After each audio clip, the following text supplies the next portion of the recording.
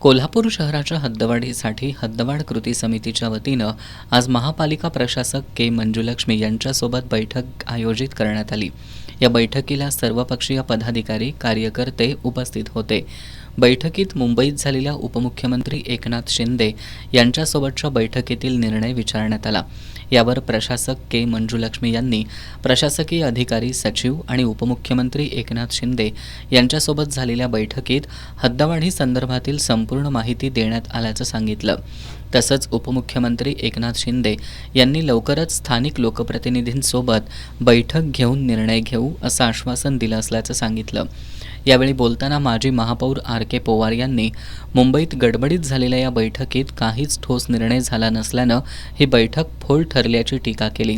बाबा इंदुलकर यांनी यावेळी बोलताना ग्रामीण भागात स्थानिक लोकप्रतिनिधी तयार होत नाहीत तोपर्यंत हा प्रश्न सुटणार नाही असा मुद्दा उपस्थित केला। ग्रामीण भागाला 21 मार्गांवर KMTची सुविधा आहे। यासाठी महिन्याला महापालिकेचा 1,71,00,00,000 इतका निधी खर्च होतो। ही KMT बस सेवा बंद करून हा निधी त्यांनाच विचारून त्यांच्याच भागात खर्च करण्यात यावा अशी मागणी इंदुलकर यांनी केली। दिलीप देसाई यांनी आमचा कर आम्हावर खर्च व्हावा अशी आमची माफक अपेक्षा असल्याचं सांगितलं।